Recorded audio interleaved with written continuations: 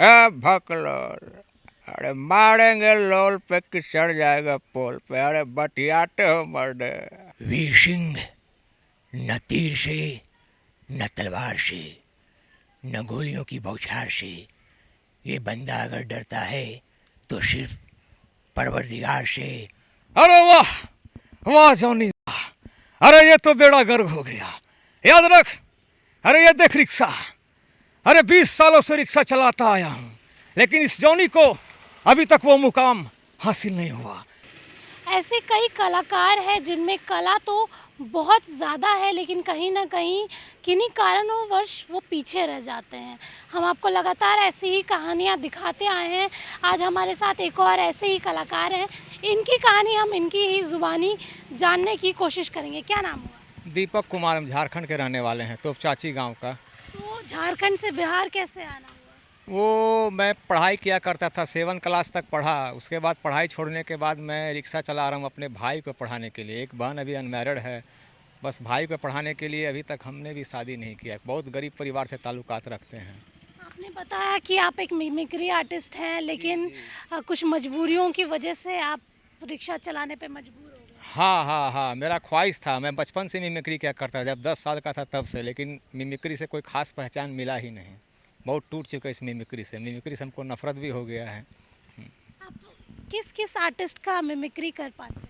मैं तो लगभग 50-60 एक्टर का आवाज़ निकाल सकता हूँ, 50-60। लेकिन अब मेरी में खासियत है कि मैं रियाज वगैरह करता नहीं हूँ, टाइम ही नहीं मिलता रियाज करने का। अब प्लस मेरे पास कोई मोबाइल सेलफोन तो है नहीं, बस यही सब बात है। तो एक दो आर्टिस्ट का करके दिखा दीजिए। हाँ हाँ, काहे नहीं। सबसे पहले मैं राजकुमार का आवाज़ सुनाना चाहता हूँ। उसका जैसा तो कोई अभिनेता था ही नहीं, आन बान और शान। उनका आवाज़ का आनंद लीजिए। वीर सिंह न तीर से न तलवार से न गोलियों की बौछार से ये बंदा अगर डरता है तो सिर्फ परवरदिगार से। और गेंडा स्वामी, याद रखो, हम तुम्हें ऐसी मौत देंगे जो ना तो किसी कानून की किताब में लिखा होगा और ना ही किसी मुजरिम ने कभी सोची होगी। और हिंदुस्तान का खात्मा तो वो ख्वाब रहा जो न कभी पूरा हुआ और न कभी होगा, समझे। और रही तुम जैसे कीचड़ भपकियों की बात, तो हम तुम्हें चेतावनी दे रहे हैं कि यदि तुमने तिरंगा के खिलाफ कोई भी कदम उठाया तो हम तुम्हारे लिए इतने टाइम बम फिट करके रखे हैं जो तुम तो क्या, तुम्हारे पशुवन कुत्तन के भी भागे के टाइम नहीं मिलेगा, समझे। जय हिंद, जय भारत। बिहार की सियासत बदल गई है और अब तेजस्वी जी की और नीतीश कुमार की सरकार बन गई है। लालू प्रसाद यादव का के ऊपर क्या कुछ कहना है? हाँ, उनका आवाज़ सुनाना चाहते हैं, सुनिए।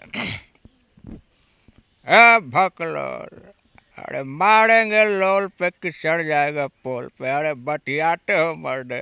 अरे हमर जब सरकार था, जनता कितना खुश था, देखो जाके। अरे अभी तुम राजनीति में कच्चा हो। अरे ने आवर, जब तोर उम्र नहीं था तब से हम राजनीति कर रहे हैं। बतियाते हो मर्दे, यही सब बात है और क्या। और आपके फेवरेट आर्टिस्ट कौन हुए? मेरा शत्रुघ्न सिन्हा है, मैं उनका आवाज़ सुनाना चाहता हूँ, जो बिहार के हैं। मैं अभी बिहार के सरजमी पे हूँ, तो शत्रुघ्न सिन्हा का आवाज़ सुनाना चाहता हूँ।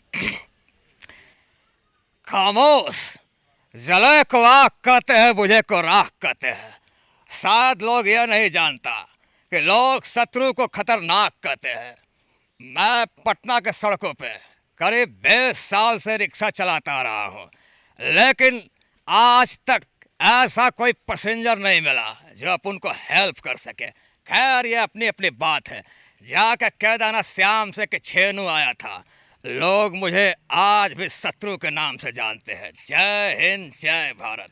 अमिताभ बच्चन के बारे में क्या कुछ कहना है? अमिताभ बच्चन तो सुप्रीम सुपरस्टार है। उनका तो बोलने का अंदाज निराला है। उनका एक दो नहीं, मैं बहुत सारा टिप्स सुनाने की कोशिश करूँगा।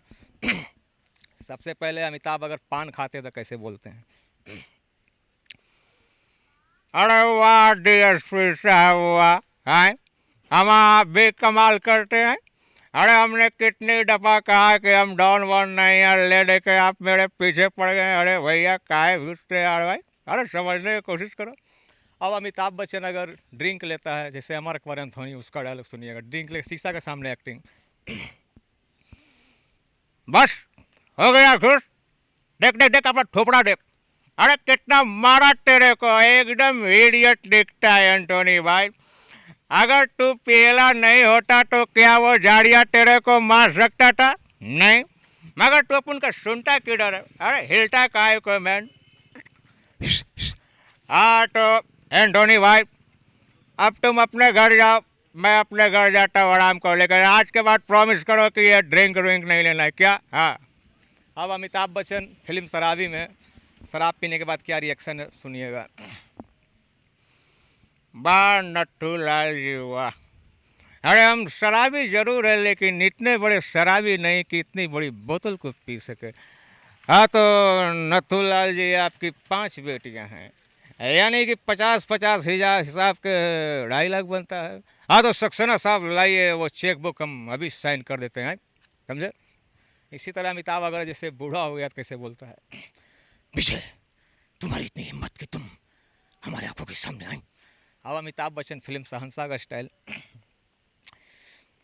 रिश्ते में तो हम तुम्हारे बाप होते हैं, लेकिन नाम है शहंशाह।